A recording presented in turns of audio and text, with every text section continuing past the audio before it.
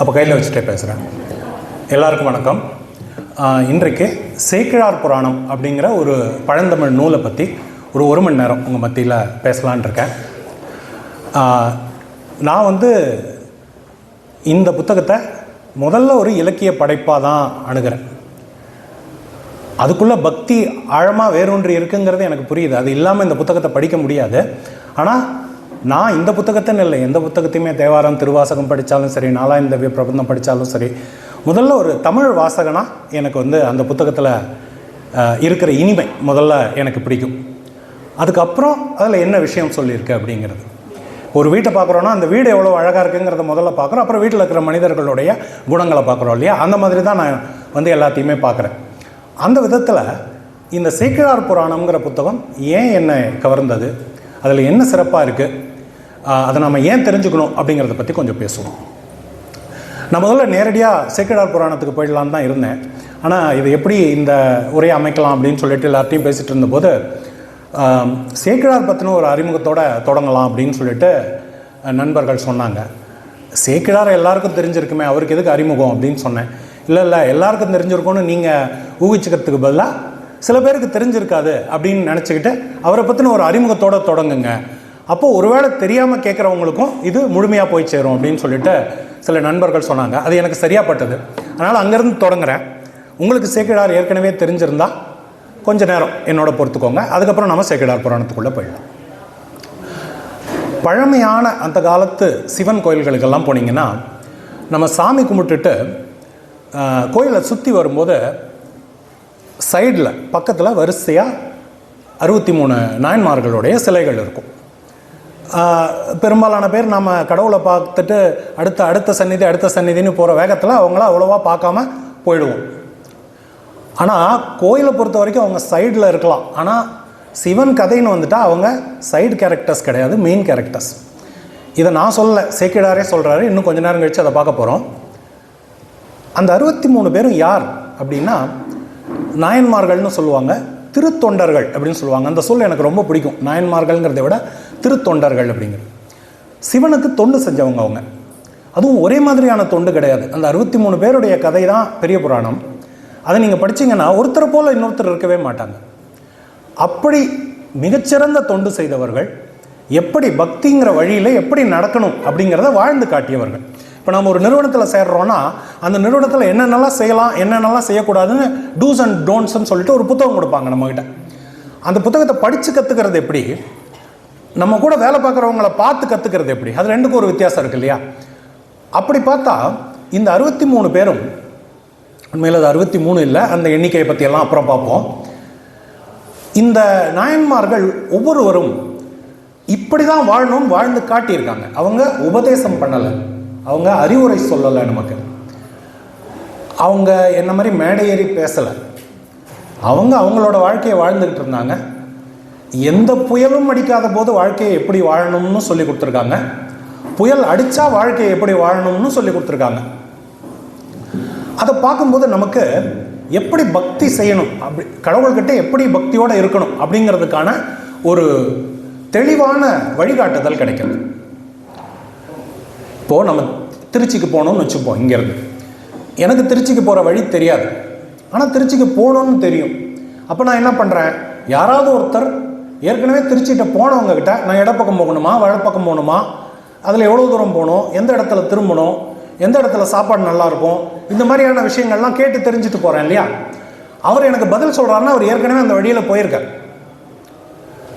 ஒரு சத்குருவை பற்றி சொல்லும்போதே அவர் ஏற்கனவே ஞானத்தை அடைகிற அந்த வழியில் நடந்து போயிருக்கிறதுனால நமக்கு அவரால் வழிகாட்ட முடியுது. அவர் எப்படி குரு ஆகிறார், நாம் எப்படி சிஷ்யன் ஆகிறோன்னா அவர் ஏற்கனவே அந்த பாதையில் நடந்திருக்கார். அவர் ஒரு எக்ஸ்பீரியன்ஸ்ட் பர்சன். அந்த மாதிரி இந்த 63 பேரும் வாழ்ந்து காட்டி இருக்கிறார்கள்.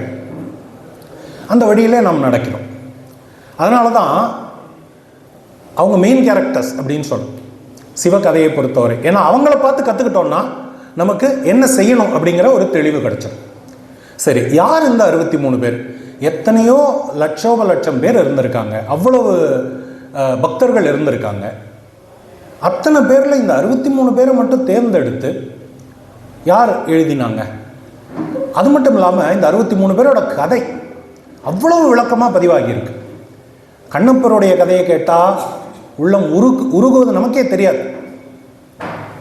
ஒருத்தொருத்தரும் இந்த 63 நாயன்மார்கள் இருக்கிற ஒருத்தருடைய கதையும் அவ்வளவு விரிவாக அவ்வளவு அழகாக பதிவு செய்யப்பட்டிருக்கு. அதை யார் பதிவு செய்தார்கள் அப்படின்னா சேக்கிழார் பதிவு செய்திருக்கிறார். சேக்கிழாருக்கு யார் சொன்னாங்க, அது எல்லாத்தையும் இந்த சேக்கிழார் புராணத்தில் பார்க்க போகிறோம். ஆக சிவபக்தி அப்படிங்கிற வழியில் நடப்பதற்கான வழிகாட்டியாக அமைந்த 63 பேரை நமக்கு வழிகாட்டியவர் சேக்கிழார். திருச்சிக்கு போனோம், யார்கிட்டையாவது வழி கேட்கணும், யார்கிட்ட வழி கேட்கறதுன்னு தெரில. அந்த 3வது வீட்டில் ஒருத்தர் இருக்கார், அவர்கிட்ட போய் பேச, அவர் திருச்சிக்கு வழி சொல்லுவார்னு ஒருத்தர் சொல்கிறார் இல்லையா. அப்போ அவர் எவ்வளவு 63 சிறந்த பக்தர்களை நமக்கு அறிமுகப்படுத்தி வழிகாட்டி இருக்கிற சேக்கிழாரை நாம் எந்த அளவுக்கு மதிக்க வேண்டும். தொண்டர் சீர் பரவுவார் அப்படின்னு சேக்கிழாருக்கு ஒரு பெயர் உண்டு. தொண்டர்னா இப்போ தான் சொன்னேன், திருத்தொண்டர்கள். சீர்னா சிறப்பு, பரவுவார்னா போற்றுவார். தொண்டர்களுடைய சிறப்பை போற்றி அதை இவ்வளவு அழகாக பதிவு செய்து நமக்காக கொடுத்திருக்கிறார் சேக்கிழார். அவரை பற்றி தான் இன்னைக்கு நம்ம தெரிஞ்சுக்க போகிறோம். இந்த புத்தகத்தோட பேர் சேக்கிழார் புராணம். இந்த புத்தகத்தை எழுதியவர் யார் அப்படின்னு பார்த்தா உமாபதி தேவநாயனார், உமாபதி சிவாச்சாரியார் அப்படின்னு சொல்லுவாங்க. இந்த உமாபதி தேவநாயனாருங்கிறவர் சிதம்பரத்தில் வாழ்ந்தவர், தில்லையிலே வாழ்ந்தவர். எப்போன்னா 13ஆம் நூற்றாண்டின் பிற்பகுதி, ஒரு 700 ஆண்டுகளுக்கு முன்னாடி, 700க்கும் மேற்பட்ட ஆண்டுகளுக்கு முன்னாடி 13ஆம் நூற்றாண்டின் பிற்பகுதியிலும் 14ஆம் நூற்றாண்டின் முற்பகுதியிலும் வாழ்ந்தவர். அவர் ரொம்ப நன்றாக படித்தார். சிவபெருமான் மீது அவ்வளோ பக்தி அவருக்கு. மிகுந்த அன்போடும் பக்தியோடும் சிவபெருமானை வழிபட்டுக்கிட்டு இருக்கார். அப்படி இருக்கும்போது அவருடைய கல்வி சிறப்பையும் அவருடைய பக்தியையும் பார்த்து சமூகத்தில் இருக்கிறவர்கள் அவருக்கு சில மரியாதைகளை கொடுத்திருக்கிறார்கள். அவர் நடந்து போக வேண்டாம், பல்லக்கில் போய் கொள்ளலாம். அவருக்கு ஒரு கொடி, அவர் போகும்போது முன்னாடி ஒரு தீவட்டி பிடிச்சிக்கிட்டு சில பேர் போவாங்க. அப்படி ஒரு கம்பீரமாக வாழ்கிறார் அவர் சிதம்பரத்தில். ஒரு நாள் அவர் கோயிலுக்கு போயிட்டு தன்னுடைய வீட்டுக்கு திரும்பி வந்து கொண்டிருக்கிறார். அதே போல் பல்லாக்கில் போயிட்டுருக்கார், முன்னாடி கொடி பறக்குது, ஒருத்தர் தீவட்டி பிடிச்சிட்டு போகிறாரு, அவருடைய சீடர்களெல்லாம் அவரோட போகிறாங்க. அப்படி கம்பீரமாக போயிட்டுருக்கார். அப்போது அங்கே மறைஞான சம்பந்த தேவநாயனார் அப்படின்னு ஒருத்தர் இருக்கார். அவர் மிகப்பெரிய அறிவு.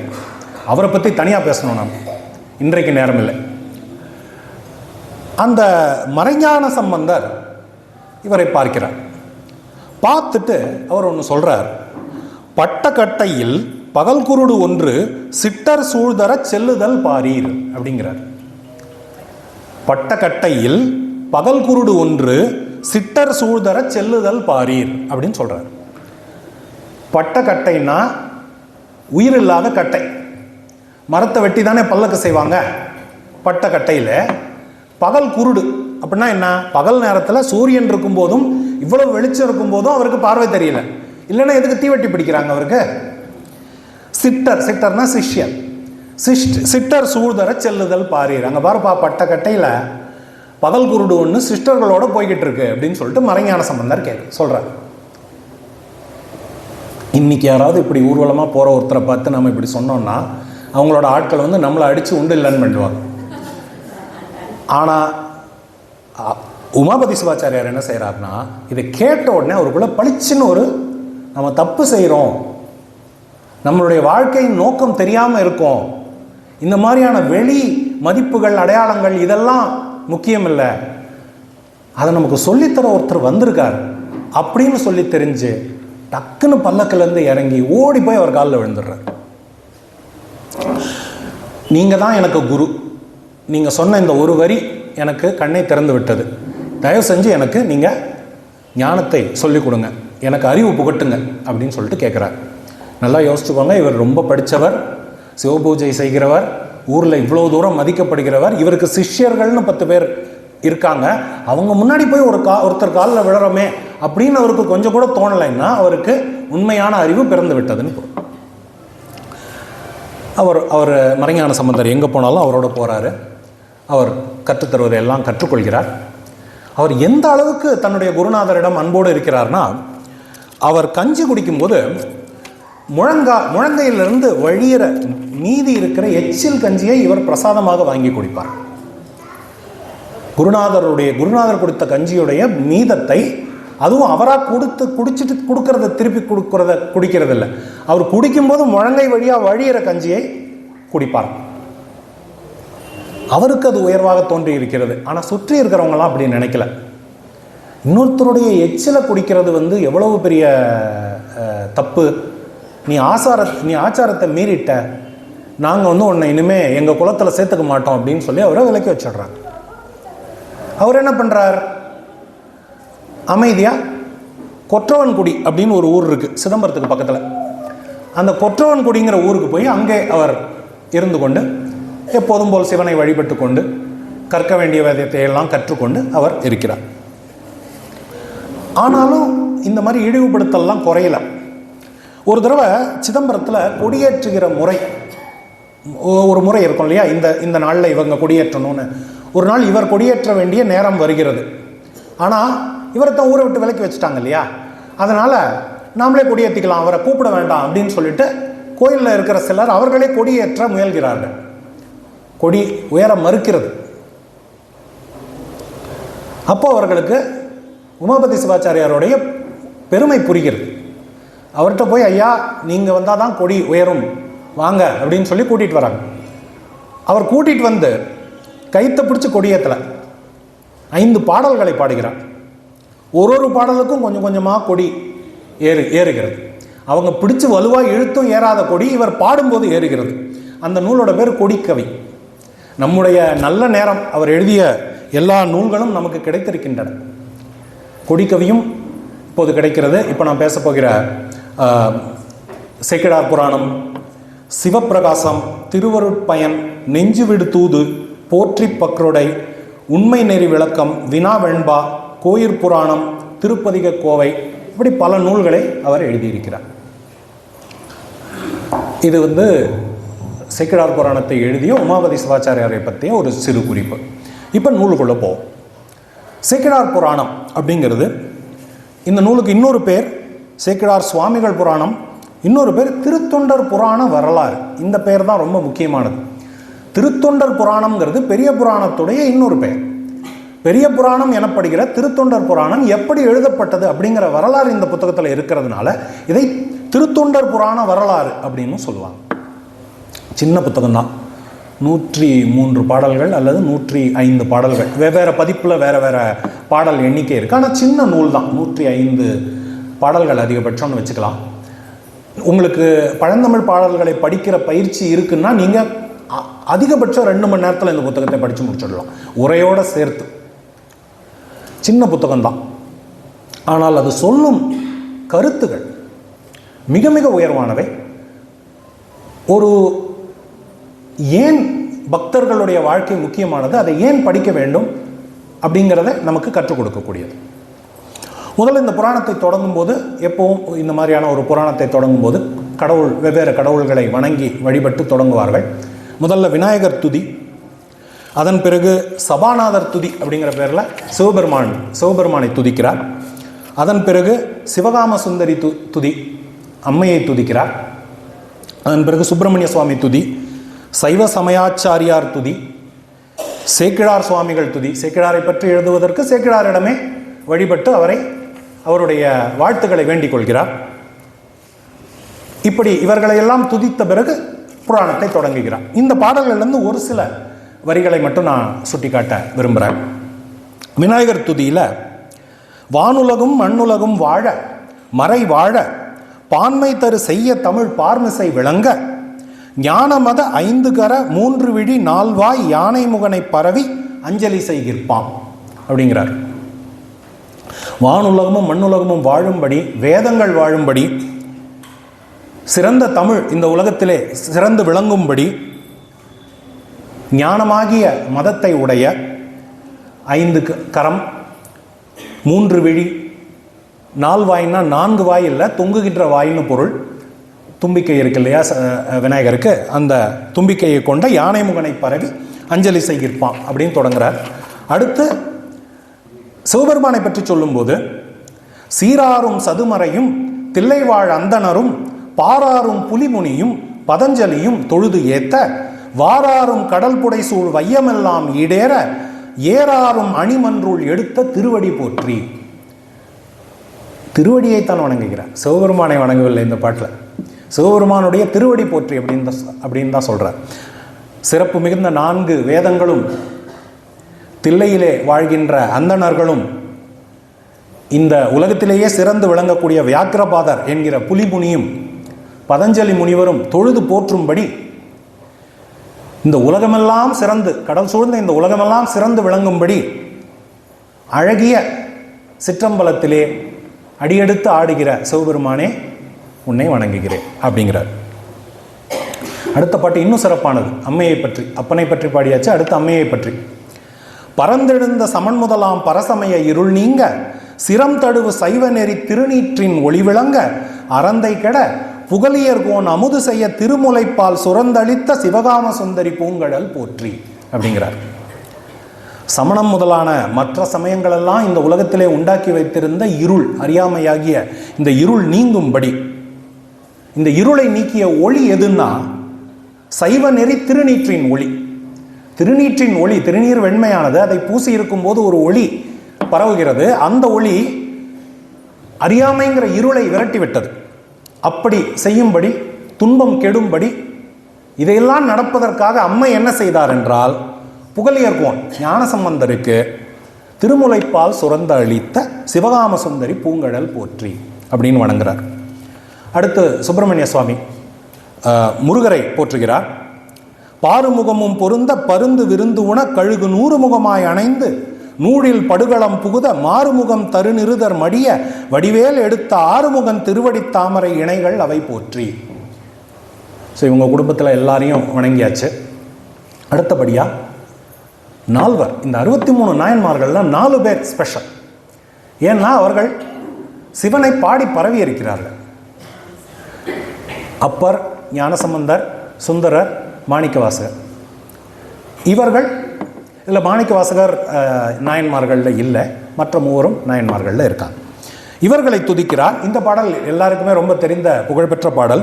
பூழியர்கோன் வெப்பு ஒழித்த புகலியர்கோன் கழல் போற்றி, ஆழிமிசை கல்மிதப்பில் அணைந்த பிரான் அடி போற்றி, வாழி திரு நாவலூர் வன்தொண்டர் பதம் போற்றி, ஊழிமலி திருவாத ஊரர் திருத்தாள் போற்றி அப்படிங்கிறார்.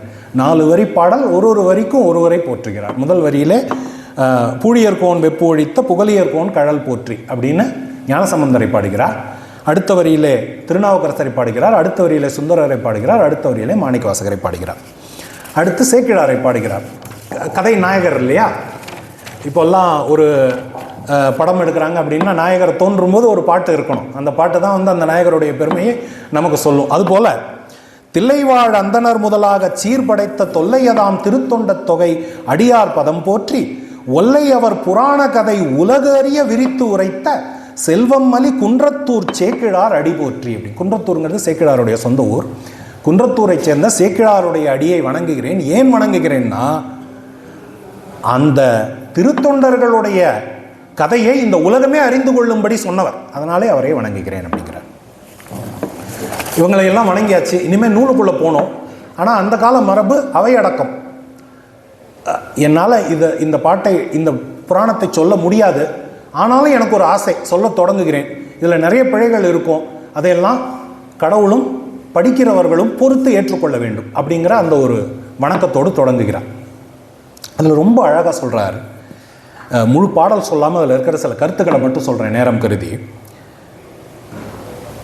ஊர்க்கு அடலை இவன் என வந்து உதித்த நான், ஓங்கு தமிழ் நூற்கடலை கரை கண்டு நுவல நினைக்கும் அது, திரு பார்க்கடலை சிற்றெரும்பு பருக நினைப்பது போலும், நீர்க்கடல் சூழ் மண்ணுலகை நிறுக்க நினைக்கும் அது ஒக்கும், வெறும் சாம்பலை போல் பிறந்த நான் தமிழ் நூல்கள் அப்படிங்கிற இந்த கடலையே கரை காண நினைக்கிறேன். வெறும் சாம்பல்னு தன்னை சொல்லிக்கிறார். சாம்பலுக்கு என்ன மதிப்பு இருக்கு? அது திருநீரான மதிப்பு இருக்கு. ஆனால் அதுக்கு முன்னாடி அது வெறும் சாம்பலாக தான் எல்லாரும் பார்க்கிறார்கள். அப்படி வெறும் சாம்பலாக வந்து பிறந்த நான் தமிழை நன்கு கரை காண வேண்டும்னு ஆசைப்படுறேன். அது எப்படி இருக்குன்னா, உயர்ந்த திருப்பார்கடலை ஒரு சின்ன எறும்பு குடிக்க நினைப்பதை போல இருக்கு. ஒரு எறும்பு மிஞ்சி போனால் 2 சர்க்கரை துளியை தின்ன நினைக்கலாம். அது ஒரு திருப்பார்கடலையே தின்ன நினைக்குது. இன்னொருத்தன் கடலால் சூழப்பட்ட இந்த உலகத்தையே எடை போட்டு அறிந்து கொள்ள நினைத்தானா. அந்த மாதிரி இருக்கு. ஆனா அப்படி இருந்தாலும் இந்த புராணம் சரியா வரும்னு எனக்கு ஒரு நம்பிக்கை இருக்கு. ஏன்னா நான் பேசுகிற பொருள் அப்படிப்பட்டது. பேசுகிற நான் வெறும் சாம்பலை போன்றவனாக இருக்கலாம், ஆனால் நான் பேசுகிற பொருள் மிக உயர்ந்தது. கோவுடனே கூடி வரும் குருட்டு ஆவும் ஊர் புகுதும் பூவுடனே கூடியனார் புனிதர் முடிக்கு அணியாமால் அப்படிங்கிறார். நிறைய பசுக்கள் மேயறதுக்கு போகுது. அந்த பசுக்கள்ல ஒரு பசுவுக்கு கண்ணு தெரியாது. மற்ற பசுவெல்லாம் வீட்டுக்கு வரும்போது அந்த கண்ணு தெரியாத பசுவும் வீட்டுக்கு வந்துடுது. அதுக்கு கண்ணு தெரியாது. அது எப்படி வழி தெரிஞ்சுது? மணிச்சத்தம் கேட்குது மற்ற மாடுகள்லாம் நடக்கும்போது, அதை கேட்டுக்கிட்டே பின்னாடி வந்துடுது இல்லை. அதே போல நானும் என்னிடம் சில சிறுமைகள் இருந்தாலும் இந்த புராணம் சிறந்த புராணமாக இருப்பதால் சிவனை நினைத்து கொண்டு, நாயன்மார்களை நினைத்து கொண்டு, சேக்கிழார் பெருமானை நினைத்து கொண்டு இந்த புராணத்தை பாடி விடுவேன் அப்படின்னு அவர் ஒரு நம்பிக்கை எடுத்துக்கொள்கிறார். அந்த ரெண்டாவது எடுத்துக்காட்டு அதை விட சிறப்பானது. பூவுடன் சேர்ந்த நார் மணக்கும்னு நம்ம இது வரைக்கும் சொல்லியிருப்போம். அவர் என்ன சொல்றார் பாருங்க, பூவுடனே கூடிய நார் புனிதர் முடிக்கு அணியாமால். அது வெறும் நார், மூளையில கிடக்கிற நார். ஆனா அதை பூவோட எடுத்து தொடுத்தா சிவபெருமான் தலைமுடிக்கு போயிடும்.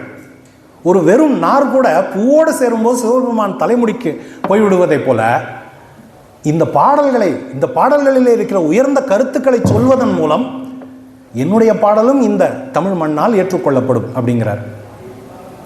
அதனாலதான் 700 வருஷம் கழிச்சு இப்போ உட்காந்து அவருடைய பாடலை நம்ம படிச்சு கேட்டுக்கிட்டு இருக்கோம். இப்போ நூலுக்குள்ள வர்றார். முதல்ல எங்க நடக்குது இந்த கதை அப்படின்னா, பாலாறு அப்படிங்கிற ஆறு நீர் வளத்தை கொடுக்கிற மிகச் செழிப்பான தொண்டை நாடு. அங்கே 24 கோட்டங்கள் இருந்தது. இப்போ ஒரு நாட்டை மாநிலங்களாக பிரிக்கிறோம், மாவட்டமாக பிரிக்கிறோம், வட்டமாக பிரிக்கிறோம். அந்த மாதிரி அந்த காலத்தில் கோட்டங்கள் அப்படின்னு பிரித்து வச்சுருந்தாங்க. அதில் புலியூர் கோட்டம் அப்படிங்கிற பகுதி. அந்த புலியூர் கோட்டத்துக்குள்ளே 79 சிறிய நாடுகள் இருந்திருக்கு. அந்த 79 நாடுகளில் ஒன்று குன்றை வள நாடு. அந்த குன்றை வள நாட்டில் தான் சேக்கிழார் குடும்பம் இருக்கு, சேக்கிழார் திருமரபு. அதில் அருண்மொழித்தேவர், அதுதான் அவருடைய இயற்பெயர். அருண்மொழித்தேவர் அப்படிங்கிற சேக்கிழாரும் அவருடைய தம்பி பாலராவாயர் அப்படின்னு அவருடைய பெயர். இவர்கள் இருவரும் பிறக்கிறார்கள். இவர்கள் எந்த குடும்பத்தில் பிறந்தார்கள் அப்படின்னா, வேளாண்மை விவசாய குடும்பத்தில் பிறக்கிறார்கள். அந்த விவசாய குடும்பத்துடைய சிறப்பை இந்த புத்தகம் எப்படி சொல்லுதுன்னு பாருங்க.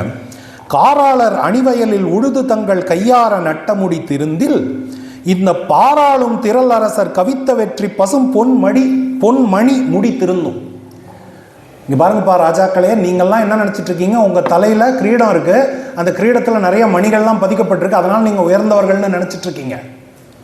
ஆனா வயலிலே வேலை செய்கிற, மழையை நம்பி பிழைக்கிற இந்த உழவர்கள் நட்டு வளர்க்கிற அந்த நாற்றுகளின் தலையில் இருக்கிற அந்த முடி இருக்கு பார், அந்த முடி வளர்ந்தால்தான் உங்க முடி வளரும்.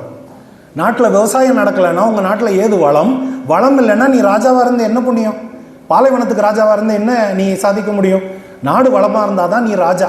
அதனால உழவர்கள் நடுகிற அந்த நாற்று முடி சிறப்பாக இருந்தால்தான் ராஜாக்களுடைய தலையில இருக்கிற மணிமுடி சிறப்பாக இருக்கும் அப்படின்னு உழவர்களுடைய பெருமையை சொல்றார். இதை சொல்லும்போது நமக்கு ஒரு திருக்குறள் நினைவுக்கு வரலாம்.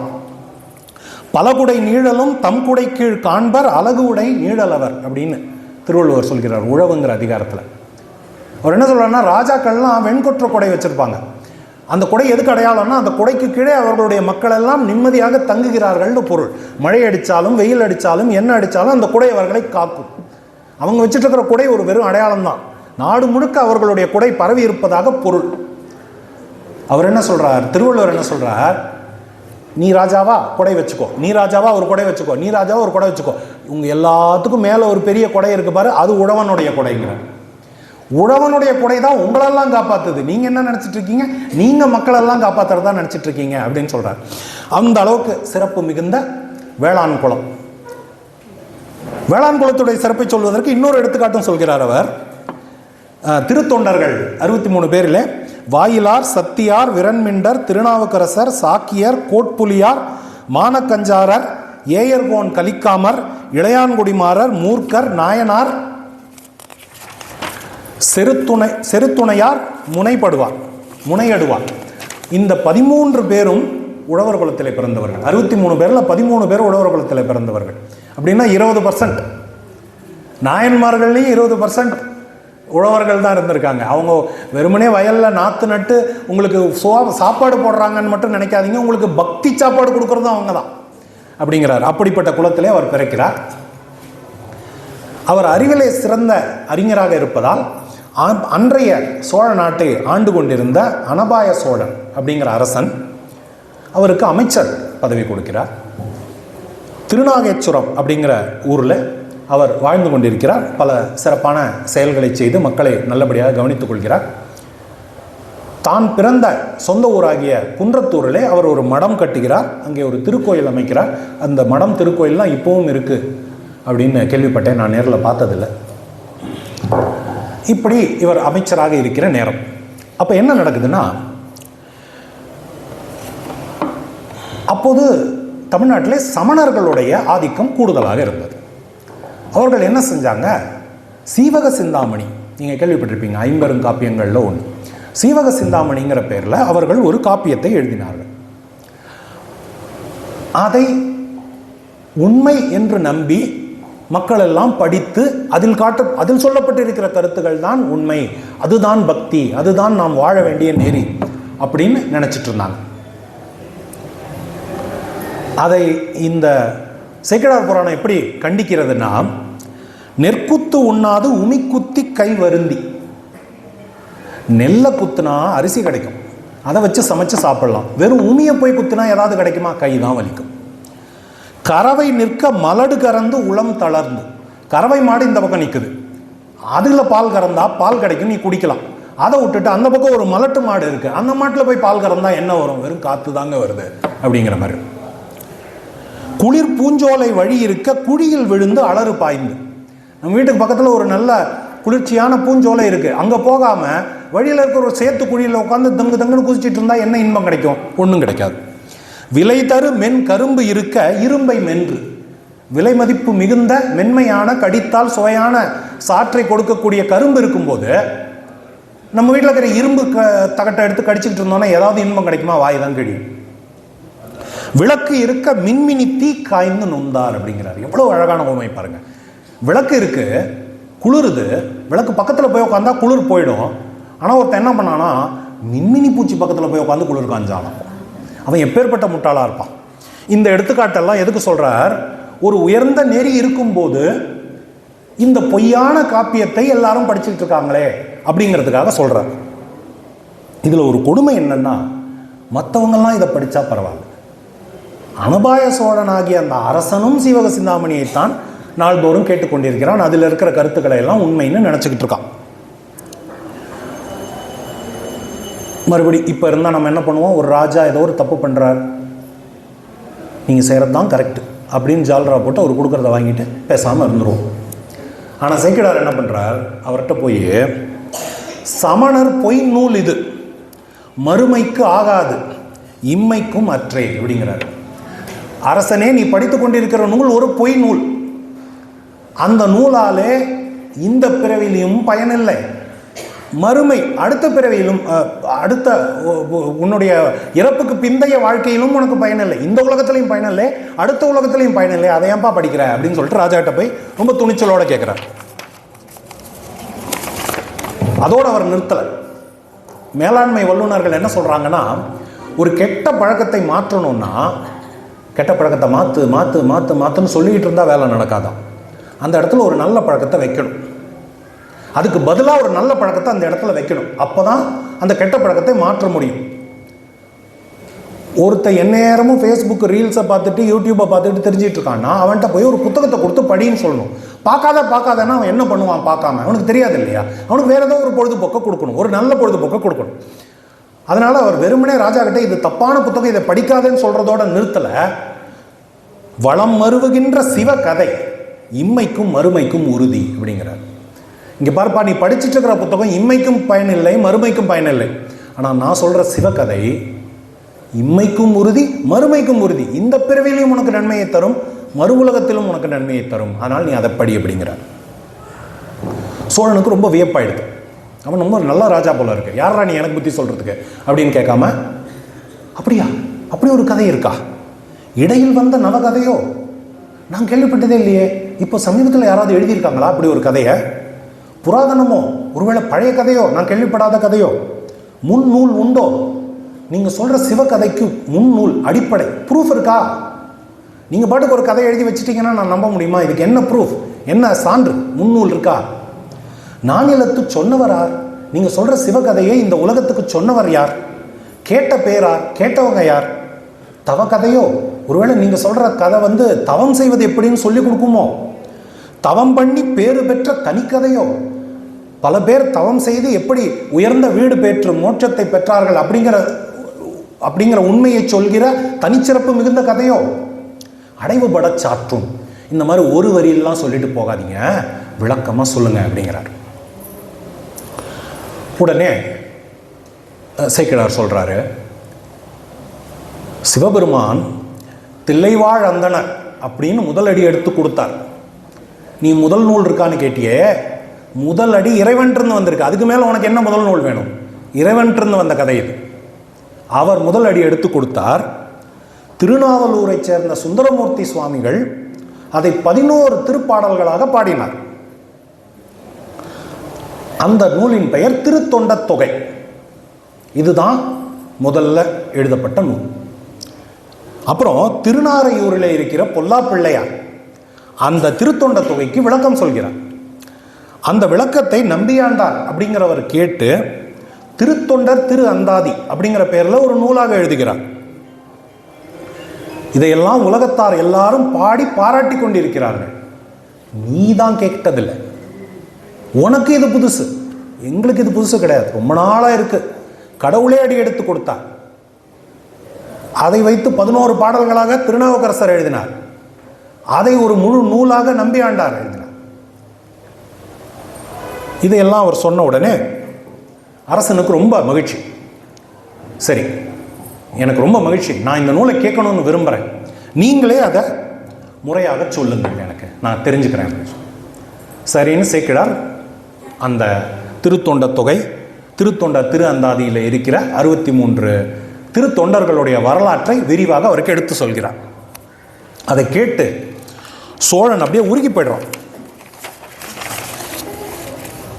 ஆனால் போதலை. சில பண்டங்கள் சாப்பிட்டு முடித்த உடனே இன்னும் கொஞ்சம் வேணும்னு தோணும் இல்லையா?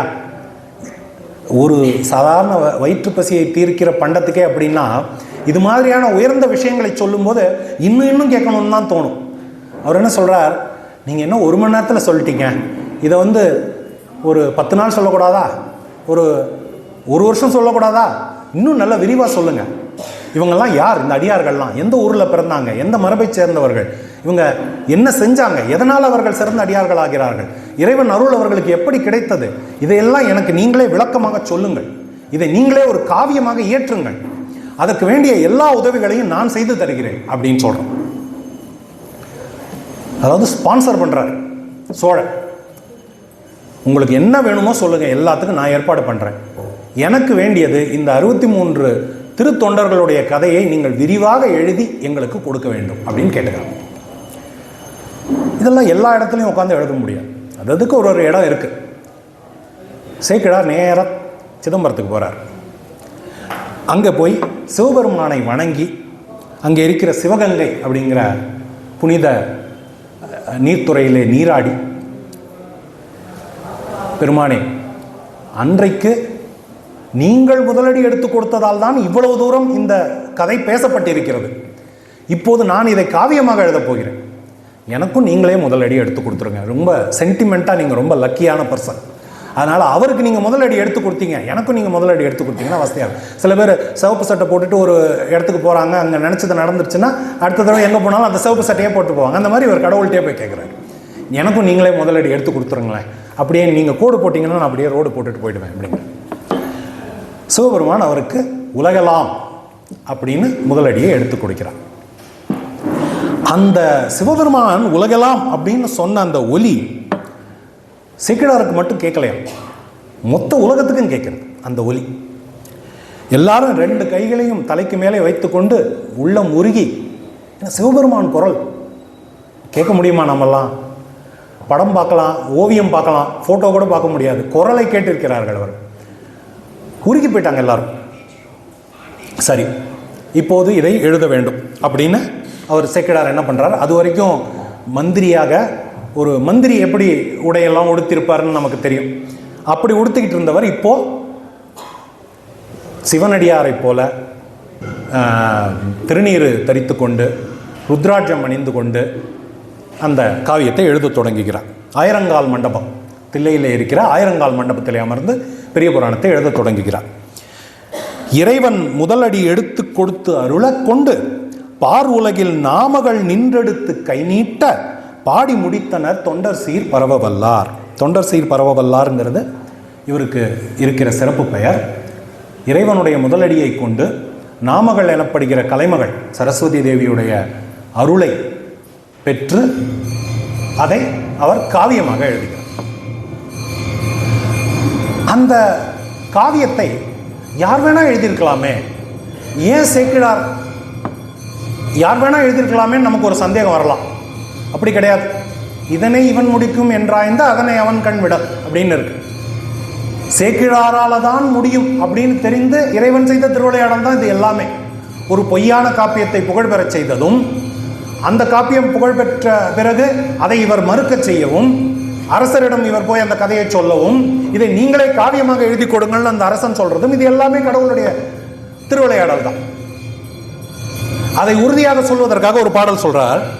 கரும் கடலை கை நீத்து கொளல் எளிது, முன்னீர் கடற்கரையின் நொய்மணலை எண்ணி அளவிடலாம், பெரும் கடல் மேல் வரும் திரையை 1 2 எண்ணி பிரித்து எழுதி கடை இலக்கம் பிரித்து விடலாகும், தரும் கடலின் மீனை அளவிடலாகும், வான தாரகையை அளவிடலாம், சங்கரன் தடம் அது சிரம் கொள் திருத்தொண்டர் புராணத்தை அளவிட நம் சேக்கிழார்க்கு எளிதல்லது தேவர்க்கும் அரிதே அப்படின்ட்டார்.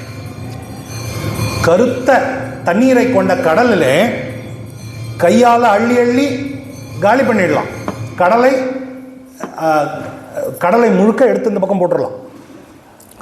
அந்த கடற்கரையில் இருக்கிற மணலை எண்ணிடலாம். அந்த கடல்ல வருகிற அலைகளை எவ்வளவு நுணுக்கமாக எண்ணிடலாம்னா 1 2 எண்ணி பிரித்து எழுதி கடை இலக்கம். சும்மா குத்து மதிப்பா 30 கோடி அலைன்னு சொல்றது இல்லையா, 30 கோடியே 48,367 அப்படின்னு அந்த கடைசி இலக்கம் வரைக்கும் சொல்லிடலாம். கடல்ல இருக்கிற மீனை அளந்துடலாம், வானத்தில் இருக்கிற விண்மீனை அளந்துடலாம். இதெல்லாம் என்ன நம்மளால செய்ய முடியாத செயல்கள். யாராலையாவது மீனை கடல்ல இருக்கிற மீனை எண்ண முடியுமா, அலையை எண்ண முடியுமானா முடியாதமோ. ஆனா இதெல்லாம் கூட நடந்துடலாம். சிவபெருமானுடைய திருவடியை தங்களுடைய தலைமையில் வைத்துக் கொண்டிருக்கிற திருத்தொண்டர்களுடைய புராணத்தை அறிந்து எழுதுவது சேக்கிழாரால் மட்டும்தான் முடியும், தேவர்களாலும் முடியாது அப்படின்ட்டு. அதனாலதான் அவர் கைக்கு போய் சேர்ந்திருக்கு அந்த செயல். அப்படி அவர் எழுதுகிறார்.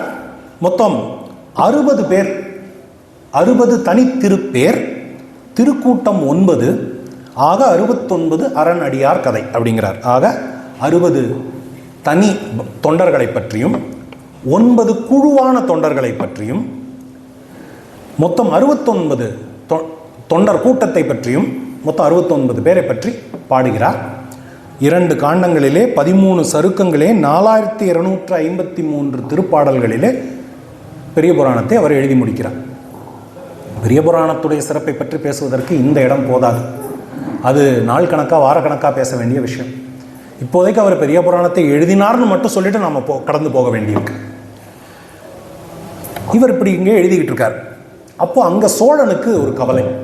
என்னடா 1 மணி நேரம் கேட்டதே அந்த கதை இவ்வளவு இனிமையாக இருந்ததே, முழுக்க கேட்கணும்னு ஆசையாக இருக்கே, இவர் என்ன பண்ணார், போனார், ஒரு தகவலும் இல்லையே, என்ன ஆச்சு, காவியம் எழுதி முடிச்சாங்களா இல்லையா தெரிஞ்சுக்கணும் அப்படின்னு சொல்லிட்டு ராஜா ஆள் அனுப்புகிறான். தூதர்களை அனுப்பி நீங்கள் போய் அவர் எழுதிட்டாரா, இன்னும் எவ்வளோ நாள் ஆகும், எப்போ இந்த காவியத்தை நாங்கள் காது குளிர கேட்கலாம் அப்படின்னு சொல்லிட்டு போய் விசாரிச்சுட்டு வாங்க அப்படின்னு. அந்த தூதர்கள் வந்து சேர்கிற நாளும் புராணம் எழுதி முடிக்கப்படுகிற நாளும் ஒன்றாக இருக்கிறது. அவர்கள் மகிழ்ச்சியோடு திரும்ப போய் அரசன்கிட்ட சொல்கிறாங்க அவர் எழுதி முடிச்சிட்டார் அப்படின்னு. இன்னொரு ராஜா வரந்தால் என்ன பண்ணுவார், உடனே சேக்கிழார் இங்கே வரச்சோம், என்னுடைய சபையிலே என் முன்னாடி அதை அரங்கேற்றட்டும் அப்படின்னு தானே சொல்லுவார். இன்னொரு ராஜாவாக இருந்தால் இந்த ராஜா தானே புறப்பட்டு தில்லைக்கு வந்துடுறார். அவர் கிளம்பி வர்ற வரைக்கும்லாம் என்னால் வெயிட் பண்ண முடியாதுப்பா, நான் உடனடியாக இந்த காவியத்தை கேட்டாகணும் அப்படின்னு சொல்லிட்டு புறப்பட்டு வந்துடுறார். வந்து இந்த நல்ல செய்தி சொன்ன எல்லாருக்கும் பொன்னும் மணியும் அள்ளி தந்து அவன் யானைகள், குதிரைகள், தேர்கள், காலாட்படை எல்லாத்தோடையும் பட்டத்து யானை மேலே ஏறி சேக்கிழாரை பார்க்க வரான். வந்து தில்லையிலே சேக்கிழாரை பார்த்த உடனே அரசன் வியந்து நின்று விடுகிறான். அவன் முன்ன பார்த்த சேக்கிழார் வேற, இப்போ பார்க்குற சேக்கிழார் வேற. முன்ன பார்த்த சேக்கிழார் ஒரு அமைச்சர். அமைச்சர் எப்படி இருப்பார், அந்த ஒரு பளபளப்போட ஒரு ஆடம்பரத்தோட அதற்கான அடையாளங்களோடு அவர் இருந்திருக்கார். ஆனால் இப்போ இருக்கிற சேக்கிழார் ஒரு சிவ தொண்டரை போல இருக்கிறார். அதை பார்த்து அவன் என்ன பண்ணுறான், சேக்கிழாரை பார்த்த உடனே கண்டபோது உளம் மகிழ்ந்து தன்னை அறியாத கைகள் தலைமேல் உற கொண்ட வேடம் அரண் அடியார் வேடம், இது குறைவு இல்லாத தவ வேடம் என்று அண்டவான திருவருளை உண்ணி அவர் அடிமை கொண்ட பெருமையை நினைந்து கையிறைஞ்சினான் அப்படிங்கிற. பார்த்த உடனே அவனுக்கு கைகூப்பி வணங்குறான் சேக்கிழார். இவ்வளவு நாளாக அமைச்சராக அதிகாரம் செலுத்தி கொண்டிருந்த ஒருவரை இப்போது அவன் கைகூப்பி வணங்குகிறான். ஏன்னா அவர் தரித்திருக்கிற வேடம், வேடம்னா தப்பாக நினச்சிடக்கூடாது. நாம் வந்து வேடம்ங்கிறத ரொம்ப தவறான பொருளில் இன்றைக்கு பயன்படுத்தி கொண்டிருக்கிறோம். வேஷம் போடுறான் அப்படிங்கிறோம். வேஷம்னா அவர் அதற்கான அந்த குறிப்பிட்ட செயலை செய்வதற்கான அலங்காரம், அழகுபடுத்தல்னு பொருள். இந்த அவர் சொல்கிறா பாருங்க, அரணடியார் வேடம் இது குறைவு இல்லாத தவ வேடம்னு சொல்லி கையெடுத்து கும்பிடுறான் சேக்கிழார். அப்போது ஒரு அசரீரி கேட்கிறது. இல்லை, அவங்க எல்லாம் போய் நடராஜரை தரிசிக்கிறாங்க. அந்த நேரத்தில் அங்கே ஒரு அசரீரி கேட்கிறது. சேக்கிழான் நமது தொண்டர் சீர்பரவ நாம் மகிழ்ந்து உலகம் என்று நம் வாக்கினால் அடியெடுத்து உரைத்திட வரைந்து நூல் செய்து முடித்தன, நீ இதை கடிது கேள் அப்படிங்கிறார். அரசரே வந்து சொல்றார் சேக்கிழார்கிட்ட. திருத்தொண்டர்களுடைய பெருமையை சேக்கிழார் பாடியிருக்கிறார். அதற்கு முதல் அடி நான் எடுத்து கொடுத்திருக்கிறேன். இதை நீ காது குளிர கேள், கடிது கேள் அப்படிங்கிறார். உடனடியாக கேள், விரைவாக கேள் அப்படிங்கிறார். அது மட்டும் இல்லாமல் அப்போது சிவபெருமானுடைய நடன சிலம்பொலியும் கேட்கிறது. இப்போ இந்த பெரிய தலைவர்கள்லாம் ஏதாவது ஒரு லெட்டர் எழுதுனா கீழே கழுத்து போட்டு ஒரு முத்திரை பதிக்கிறாங்கல்ல, அந்த மாதிரி அவர் ஒரு மணி நடன சிலம்பு ஒலியை ஒலிக்க விட்டு முத்திரை பதிக்கிறார். சரி, ராஜா என்ன பண்ணுறான், யான் பெற்ற இன்பம் பெருக இவ்வையகம் அப்படின்னு அவன் மட்டும் சேக்கிழாரை கூட்டிகிட்டு போய் தனி ரூமில் கதவை தாப்பா போட்டு நீங்கள் சொல்லுங்கள் நான் கேட்டுக்கிறேன்னு சொல்லாமல் இதை எல்லாரும் கேட்கணும், நான் மட்டும் கேட்டால் போதாது அப்படின்னு சொல்லிட்டு அடியாரெல்லாம் கடுக வருக என்று திசை திசை தோறும் ஏடு எடுத்து எழுதி ஆளும் ஓலைகளும் ஏவினான். எல்லா திசைகள்லையும் ஓலைகள் அனுப்புகிறான். இங்கே பாருங்க, ஒரு மிகச்சிறந்த காவியம் எழுதப்பட்டிருக்கிறது. சேக்கிழார் பெருமான் எழுதி அதை அவரே படிக்க போகிறார். வாங்க எல்லாரும் வாங்க வந்து கேளுங்க அப்படின்னு சொல்கிறோம். அடுத்த சில நாட்களில் தில்லையிலே மிகப்பெரிய கூட்டம் வந்து கூடி வருகிறது. இவ்வளவு சிறந்த ஒரு காவியம், இறைவனே அடியெடுத்து கொடுத்த ஒரு காவியம், 69 தொண்டர்களுடைய பெருமையை சொல்ல போகிற காவியம், எழுதியவரே அதை சொல்ல போகிறாருங்கும் போது நாம் அதை காது குளிர கேட்க வேண்டும்னு சொல்லி எல்லாரும் புறப்பட்டு வந்துடுறாங்க. அப்போது தில்லை எப்படி இருந்ததுன்னு ஒரு 7-8 பாடல்களில் ரொம்ப அழகாக சொல்கிறார். ஒரு 2-3 பாடல்கள் மட்டும் சாம்பிளுக்கு சொல்கிறேன். வேதியர் வேத முழக்கொலி, வேதத்தை தமிழால் ஓதிய மூவர் திருப்பதிகத்து ஒலி, ஓவாமல் பூதி அணிந்த கரகர அரகர என அன்பர் புகழ்ந்து ஓதும் காது இயல் பேரொலி கார் ஒலி போல் ஒலி அப்படிங்கிற. ஒரு பக்கம் வேத கோஷம் கேட்குது, வேத மந்திரங்கள் கேட்கின்றன.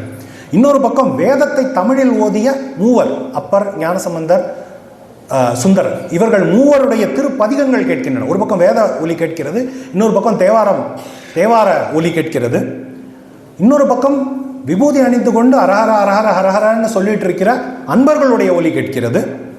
இந்த ஒலி கார் ஒலி போல் ஒலி, எங்கும் ஒரு கடல் முழக்கத்தை போல, ஒரு இடி முழக்கத்தை போல எங்கும் இந்த ஒலிகள் கேட்டுக்கொண்டிருக்கின்றன.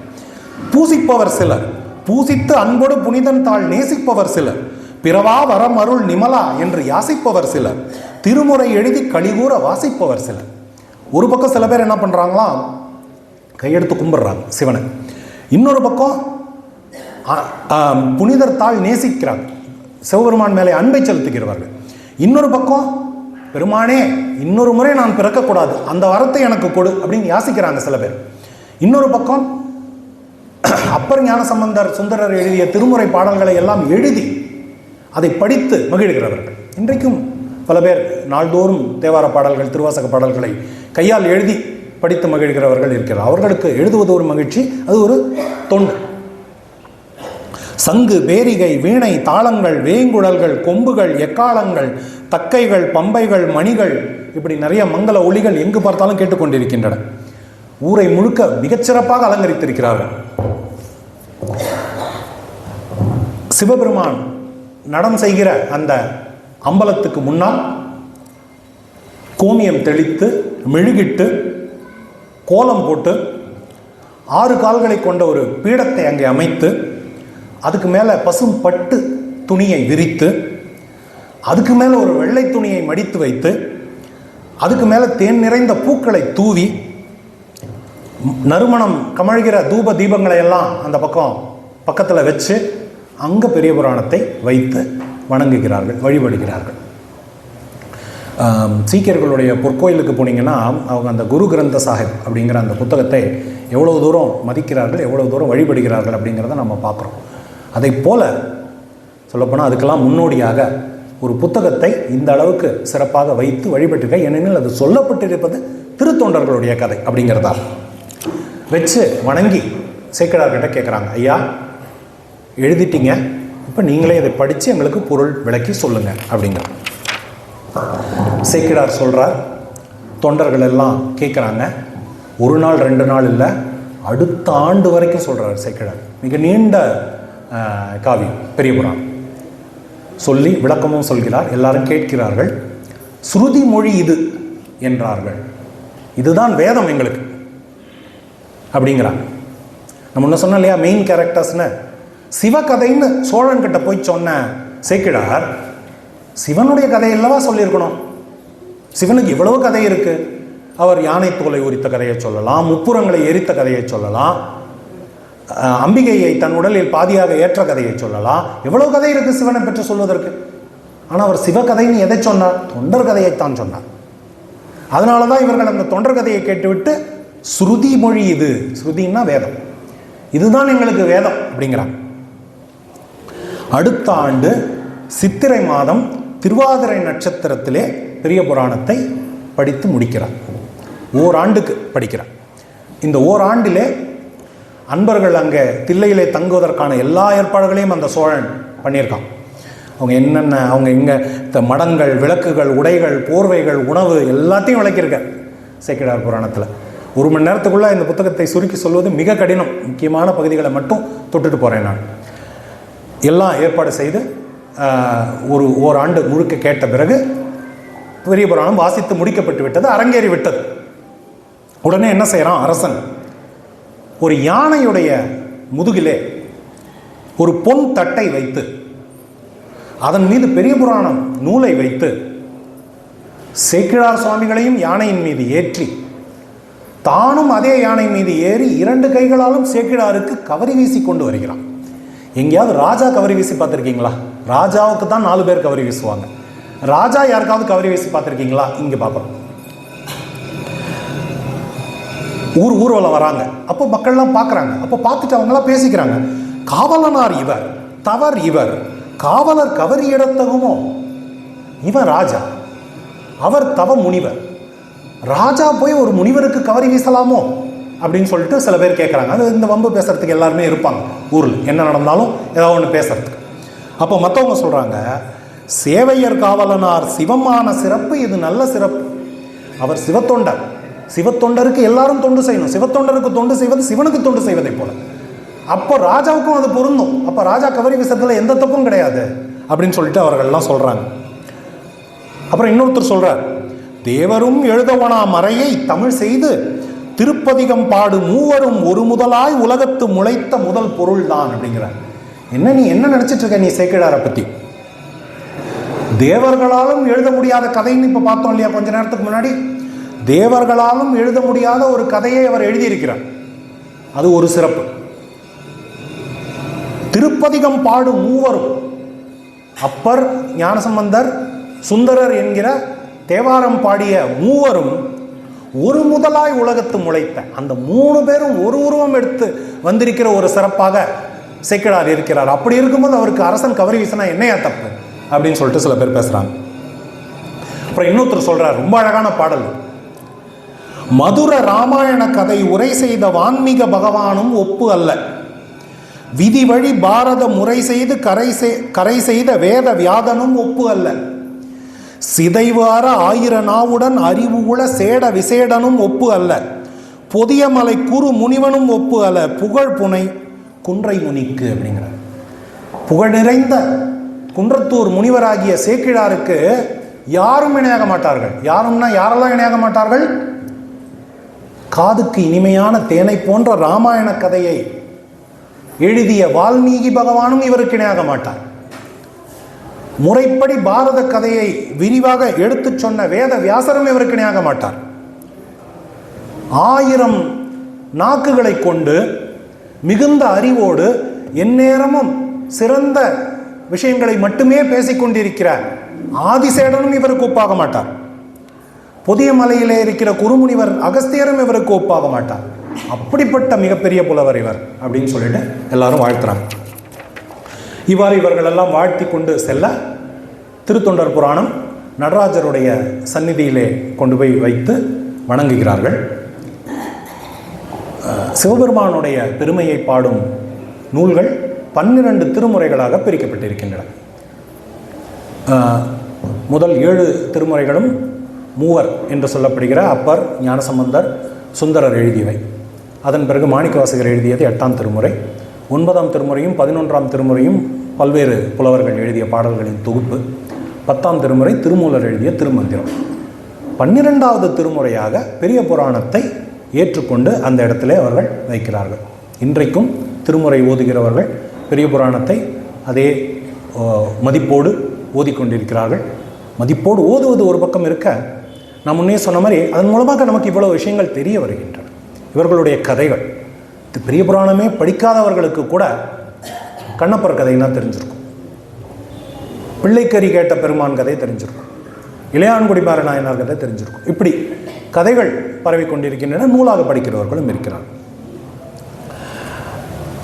தொண்டர் சீர் பரவு சேக்கிழார் குறிசில் தூய தில்லை நகர் தன்னிலே பண்டு மூவர் பதிகத்து வந்த 63 கதைதனை உணர்ந்து அண்டவானார் அடியார்கள் தம்முடன் அரும் தவம் தனில் இருந்து பின் இண்டை வைத்த சடை அம்பலத்தவர் எடுத்த பாத நிழல் எய்தினார் அப்படிங்கிறார்.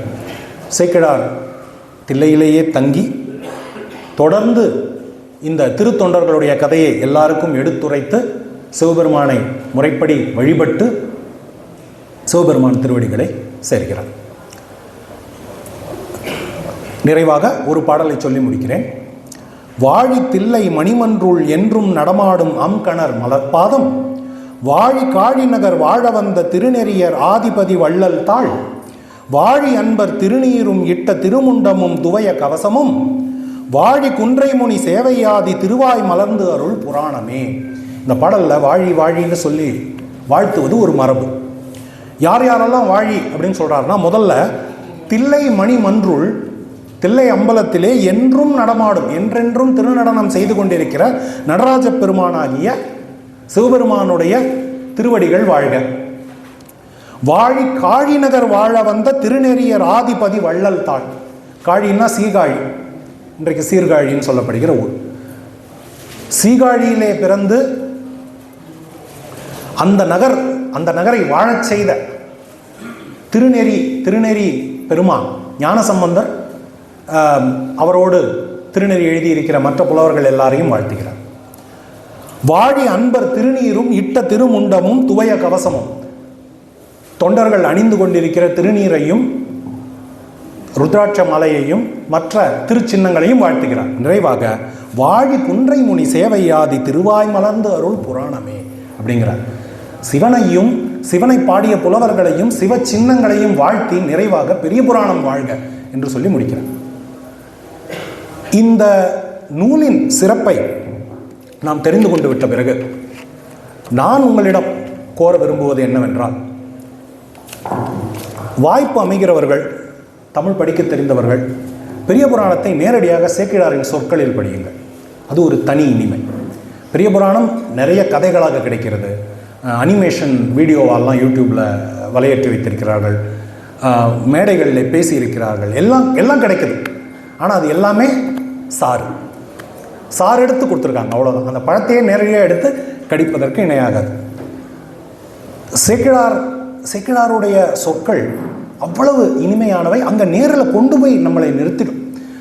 கண்ணப்பர் புராணம் படித்து முடித்த போது நாங்கள் ஒரு நண்பர்களாக ஒரு 5-6 பேர் சேர்ந்து படித்தோம். கண்ணப்பர் புராணத்தை படித்து முடித்த போது ஒரு 5-10 நிமிடங்களுக்கு எங்களுக்கு எதுவும் பேசக்கூட தோணலை. அப்படி ஒரு மௌனமாக அவ்வளோ நேரம் சலசலன்னு சத்தத்தோடு படிச்சுட்டு இருந்தவங்க அந்த புராணம் முடியும் போது அப்படி ஒரு மௌனம். ஞானசம்பந்தர் கதையை படித்து முடிக்கும் போது எப்பேற்பட்ட ஒரு பெருவாழ்வு அப்படிங்கிற அந்த ஒரு மலைப்பு. இதெல்லாம் பெரிய புராணத்தை நேரடியாக படித்தால்தான் நமக்கு புரியும். ஆக பெரிய புராணம் கதைகளாக மட்டுமின்றி அதன் உண்மை பாடல்களாக தொடர்ந்து படிக்கப்பட வேண்டும். நம்முடைய நல்லூல் அது நமக்கு முழுமையாக கிடைத்திருக்கிறது. எவ்வளவு அரிய தமிழ் நூல்கள் பகுதிகளோ மட்டும் நமக்கு கிடைத்திருக்கின்றன, கிடைக்காமே போயிருக்கின்றன. பெரிய புராணம் முழுக்க கிடைச்சிருக்கு. இப்படி சிவபெருமான் திருப்பாதத்தையும் சிவபெருமானை பாடிய புலவர்களையும் சிவ சின்னங்களையும் வாழ்த்துகிற பாடலிலே 4வது வரியிலே திருத்தொண்டர் புராணம் வாழ்க வாழ்கன்னு சொல்லும்போது எந்த தலைமுறையிலும் திருத்தொண்டர் புராணம் தொடர்ந்து வாழச் செய்ய வேண்டிய பொறுப்பு நமக்கு இருக்கிறது. அது வாழும், அதில் எந்த விதமான ஐயமும் கிடையாது. ஆனால் நாமும் நம்ம செய்கிறத செஞ்சிடணும் இல்லையா? அதனால் இயன்றவர்கள், தமிழ் படிக்கக்கூடியவர்கள் பெரிய புராணத்தை ஒரு முறையாவது நேரடியாக சேக்கிழார் சொற்களில் படித்து தெரிந்து ஒரு உரை நூலோடு படித்தீங்கன்னா கண்டிப்பாக படிக்க முடியும். அவருடைய மொழி கடினமான மொழியே கிடையாது. படிக்க முயற்சி செய்யுங்கள். அது முடியாதுங்கிறவங்க சேக்கிழார் சொன்ன கதைகளையாவது கேளுங்கள். பெரிய புராணத்தின் பெருமையை உணர்ந்து அந்த வழியில் நடந்து இறைவன் பாதையிலே நாம் எல்லாரும் நடப்போம் என்று வேண்டிக் கொண்டு வாய்ப்புக்கு நன்றி கூறி அமர்கிறேன். நன்றி.